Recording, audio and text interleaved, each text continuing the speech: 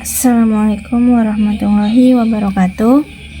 Kali ini kita akan bahas mengenai rumus tangen, jumlah, dan selisih dua sudut. Tangen disingkat menjadi tan.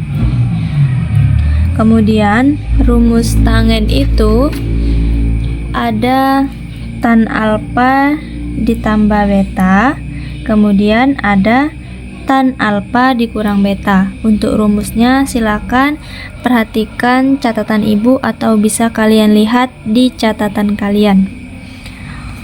Oke, untuk lebih jelasnya mari kita bahas contoh soal tentang tangen. Tanpa menggunakan tabel logaritma, tentukan nilai dari tangen 105 derajat. Oke, langsung saja kita jawab. 105 kalau dilihat dari sudut istimewa itu kan penjumlahan dari sudut 60 ditambah 45 derajat. Maka kita pakai rumus tan alfa tambah beta. Tan alfa tambah beta sama dengan tan alfa ditambah tan beta per atau dibagi 1 dikurang tan alfa dikali tan beta.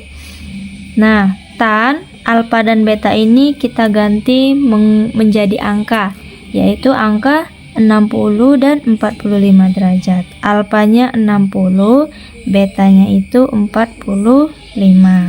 Oke, kemudian tan 60 derajat ditambah tan 45 derajat per 1 dikurang tan 60 derajat dikali tan 45 derajat. Oke, tan 60 derajat ditambah 45 derajat itu sama dengan tangen 60 derajat. Silakan lihat sudut istimewanya. Tangen 60 derajat yaitu akar 3. Akar 3 ditambah tangen 45 derajat. Nah, tangen 45 derajat itu ada 1. Berarti akar 3 ditambah 1 per 1 dikurang tan 60 derajat. Tadi ada akar 3. Akar 3 dikali dengan tangen 45 derajat tadi ada 1. Akar 3 dikali 1 maka sama dengan akar 3 ditambah 1 per 1 dikurang akar 3. Oke. Apakah sudah selesai sampai di sini? Nah, jadi jawabannya itu belum selesai sampai di sini. Oke, untuk mencari kelanjutannya itu kita harus merasionalkan penyebutnya, yaitu 1 dikurang akar 3. Nah, ini kita rasionalkan. Kalau dirasionalkan itu muncul tanda kali, maka jadinya akar 3 ditambah 1 per 1 dikurang akar 3 dikali, nah, penyebut per penyebut. Kalau di penyebut ini tandanya kurang, maka nanti di perkaliannya tandanya tambah.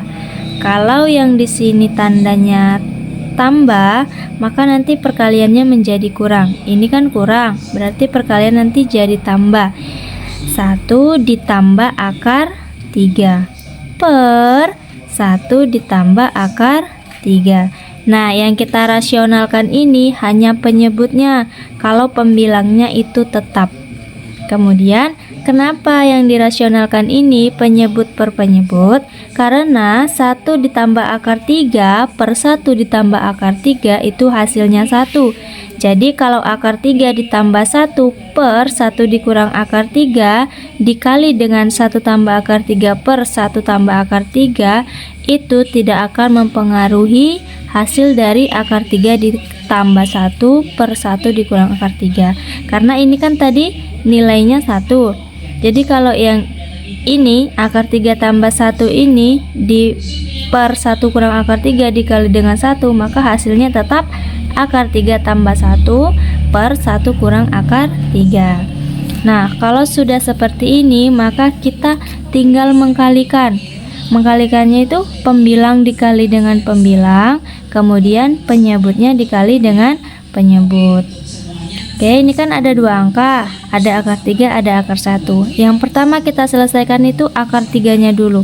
Akar 3 dikalikan dengan 1, maka hasilnya akar 3. Oke, setelah akar 3 dikali dengan 1, lanjut ke akar 3 dikali dengan akar 3. Akar 3 dikali dengan akar 3 sama dengan akar 9. Nah, akar 9 itu sama dengan 3. Kalau akarnya ini nilainya sama seperti akar 3 dikali akar 3, maka nanti hasilnya itu angka itu sendiri tapi akarnya hilang, maka jadinya 3. Nah, di sini tandanya apa? Akar 3 ini positif, akar 3-nya juga positif, positif dikali positif hasilnya positif. Maka jadi akar 3 ditambah dengan 3. Oke, selesai. Selanjutnya ke 1. 1 dikali dengan 1, yaitu 1, tandanya positif karena di 1 positif, di 1 positif, tambah 1. Selanjutnya 1 dikalikan dengan akar 3. Berarti tandanya tambah. Karena ini positif, yang di sini juga positif. 1 dikali akar 3, hasilnya tetap akar 3. Oke, per, nah, 1 dikali 1, 1, kemudian 1 dikali dengan akar 3, ditambah akar 3, kemudian akar 3 dikali 1, dikurang akar 3. Kenapa tandanya kurang, Bu? Karena di akar 3 ini negatif, 1 ini positif, negatif kali positif hasilnya negatif. Selanjutnya akar 3 dikali akar 3, negatif kali positif, negatif. Akar 3 dikali akar 3 hasilnya 3. Oke, yang akar kita dekatkan, berarti akar 3 ditambah akar 3, akar 3 ditambah akar 3 ditambah 3 tambah 1 yaitu 4 per 1. Akar 3 dikurang akar 3 berarti 0 dikurang 3, 1 dikurang 3. Oke, kemudian sama dengan akar 3 ditambah akar 3, berarti akar 3 ini punya koefisien 1, akar 3 ini juga punya 1, 1 ditambah 1, 2. Maka akar 3 ditambah akar 3 itu hasilnya 2 akar 3. Nah, yang kita tulis 4-nya dulu, karena 4 ini adalah bilangan bulat. Baru kita tulis yang akarnya, 2 akar 3. Kenapa akarnya tetap 3, Bu? Ya, karena ini penjumlahan. Kalau penjumlahan akar, akarnya sama, yang dijumlahkan itu hanya bilangan bulatnya saja. Akarnya tetap dirinya sendiri, yaitu akar 3. 1 dikurang 3 yaitu negatif 2. Oke, sama dengan 4 dibagi negatif 2, berarti hasilnya negatif 2. Negatif 2 ditambah 2 dibagi 2, berarti habis 1, 2 bagi 2 1, tersisa akar 3. 1 dikali akar 3 hasilnya tetap akar 3. Negatif dikali positif, negatif dibagi positif hasilnya negatif, maka ini harusnya negatif akar 3 atau sama dengan negatif 2 ditambah akar 3.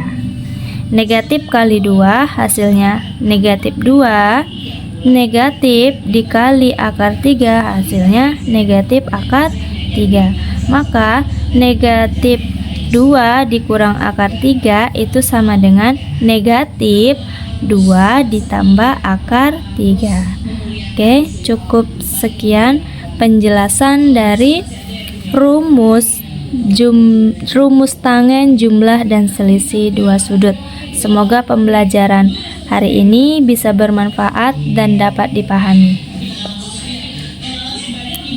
Wassalamualaikum warahmatullahi wabarakatuh.